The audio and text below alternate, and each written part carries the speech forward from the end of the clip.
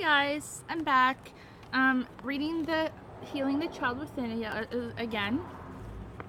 Chapter 4, Stifling the Child Within. How do our parents, other authority figures, and institutions, such as education, organized religion, politics, and the media, and even the helping professions, stifle or deny our child within? How can we identify whether we were affected? What factors or conditions made our parents and others stifle our real self? Some human needs. In ideal circumstances, some human needs must be fulfilled so that our child within can develop and grow. Drawing on authors such as Maslow, Miller, and Wheel, and Glaser, I compiled a hierarchical list of 20 factors or conditions that I call human needs. Nearly all are associated with our relationship with ourselves and with people around us. To reach our full potential, we apparently require most of these needs. Growing up in an environment without these needs, we grow up automatically without realizing that our needs have not been met and are not being met. We often feel confused and chronically unhappy. I can relate to that. Survival, safety, and security. A newborn requires so much attention that someone must be available and able to provide enough needs for its simple survival. At the barest minimum, this includes its safety and security. So these are the hierarchy of needs. There's 20 here. Survival, number 2, safety, 3, touching, skin contact, 4, attention, 5, mirroring and echoing, 6, guidance, 7, listening, 8, being real, 9, participating, 10, acceptance. Oops. Oh God. This better not fall down again. Sorry about that, guys.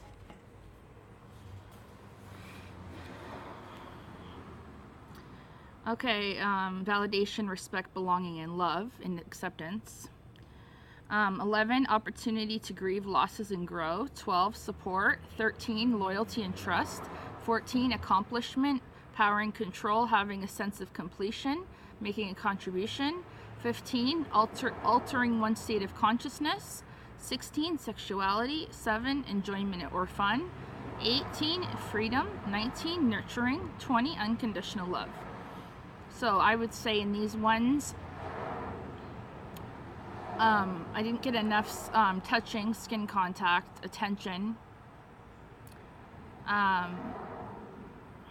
guidance, listening, being real, participating, acceptance, validation, grieving losses to grow, a bunch of them. Okay, so touching.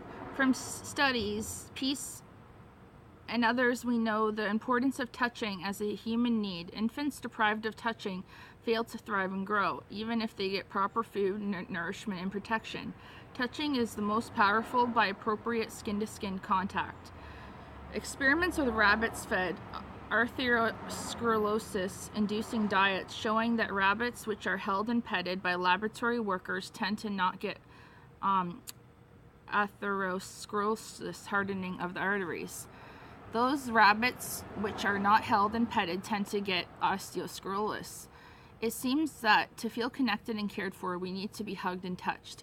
Virginia Satir had suggested we need from 4 to 12 hugs a day as part of our health maintenance. Attention.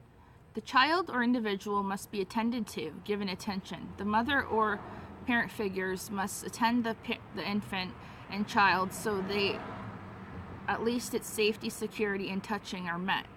Mirroring and echoing. The next need begins to validate the infant, child, or even the adult as feeling and thinking being.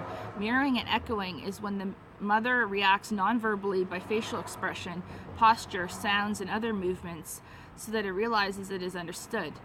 At this point, we understand that if the mother or parent figure cannot provide these few needs, the child's physical, mental, emotional, and spiritual growth will be stunted. One reason may be that mother herself is so impoverished and needy that she uses her infant to satisfy her own unmet needs. Yep. This is an amazing thing about infants. They can sense that mother is needy and can eventually detect her specific needs and begin providing them for her. Of course, this carries a major price: the denial, stifling, and stunting of the infant's own true self or child within. Sad. That price escalates as the child grows into adult, with resulting physical, mental, emotional, and spiritual pain and suffering. Guidance, also a part of helping the infant and child to develop and grow, may include advice, assistance, and any form of help, verbal or nonverbal. It also includes modeling and teaching appropriate and healthy social skills. Listening, participating, and accepting.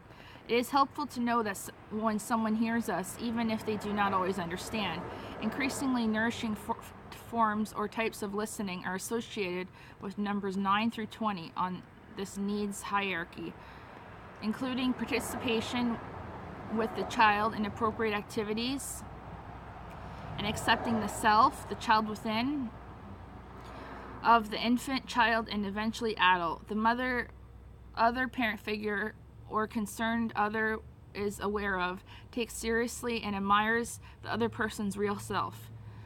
They demonstrate their acceptance by respecting, validating, and being tolerant of feelings, of the other's real self. This allows the child within the freedom to be its authentic self and grow. Definitely didn't get all that. Now, readers may see that some of their needs are not being met, yet we are halfway through this hierarchy of our human needs. Opportunity to grieve losses and to grow. With each loss that we experience, whether it be real or threatened loss, we have a need to grieve it, to work through the associated pain and sufferings. To do so takes time, and when we grieve our losses to completion, we grow. This process of grieving and growing is what a major part of this book is about. Support. Support implies that the friend or caretaker will not block the real self seeking, receiving input, and creating, and will do everything possible to assure that the real self can fulfill its potential. Support includes actively doing whatever is possible to see the real self as being able to reach its potential. Hey, Charlie, my cat. Loyalty and trust. Being supportive requires loyalty and trust from both the giver and receiver. A person cannot betray another person's true self for long without causing serious damage to the relationship. In order to grow, the child within should feel trusted and be able to trust others. Accomplishment. On a basic level, achieving or accomplishing implies empowerment, power, control, or the potential to master, belief that the person can accomplish a task. This is why I have trouble with this too, completing tasks. On a higher level, this means not only completing the task, but also being aware that the task is complete. Perhaps the highest level of accomplishment is feeling that one made a contribution, which offers meaning to the task. Some people who grew up in troubled or dysfunctional families found it difficult to complete a task or project or to make decisions. This is because they did not practice doing so with the guidance and support of an important other. By contrast, others from dysfunctional families may be high achievers in some areas such as education or work, but are repeatedly unable to achieve in other areas such as intimate relationship. Altered consciousness, enjoyment, and fun. Classifying the alteration of one's state of consciousness as human need is somewhat controversial. This is because of the folklore that altered consciousness implies using alcohol or mood-changing drugs. Actually, we seem to have an innate, even biological need to periodically alter our conscious state, whether it be daydreaming, I can't do that one, but laughing, playing, sports, concentrating on a project, or sleeping. That's probably why I nap a lot. Closely related to this is another need, and also an altered state, enjoyment or having fun. Many children from troubled families have difficulty relaxing and having fun. Ability to be spontaneous and to play is a need and a characteristic of our child within. Sexuality. Sexuality is often not mentioned as a human need. Rather than sexual intercourse alone, by sexuality,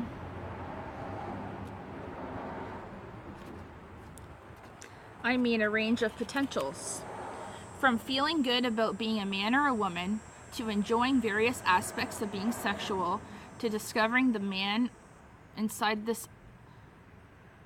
psyche of the woman, or the woman inside the man. Or can be another way. Many of us who grew up in troubled homes may have difficulty with our sexual identity, functioning, or enjoyment. Some of us may have been sexually abused, whether overtly or covertly. Freedom. Having the freedom to risk, explore, and do this is spontaneous and necessary as another human need. Along with freedom comes responsibility. For example, a spontaneous tends to be healthy, whether impulsivity may work against our best interests. Nurturing. The next to the last highest order of human needs is nurturing. To provide any or all of the above needs to someone is appropriate in each situation.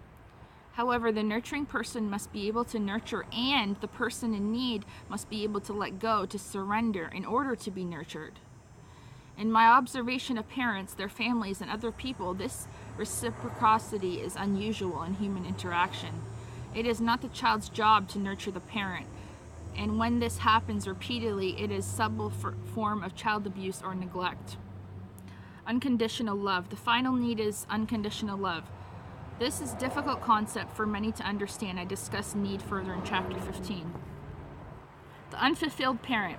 Rarely does anyone find a mother or other parent figure or close friend who is even capable of providing or helping us meet all of our needs, much less one who delivers them. There is usually no such person available. In fact, getting pregnant and carrying a child to term is sometimes primarily for mother's needs.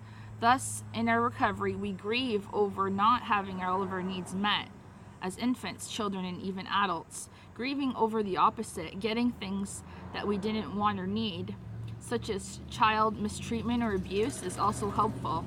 I discuss this grieving process further in chapters 11 and 12.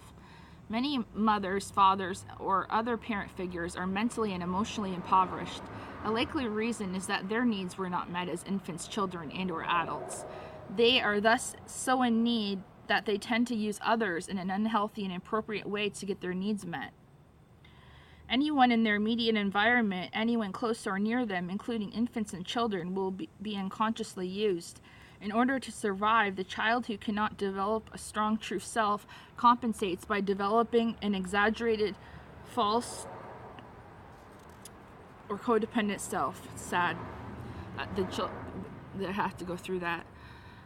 At first, it may seem inconceivable that a mother would use vulnerable, helpless newborn infant to get her own needs met, yet this occurs repeatedly in many troubled or dysfunctional families. In the next chapter, I describe conditions in child's parents and family that tend to promote such confusion, regression, and misdirection.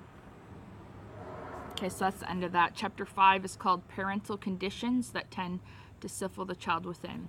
So it's talking about like addictions and codependency and stuff in parents that lead to false self and codependence. Hope you enjoyed. I'll see you in my next video. Bye.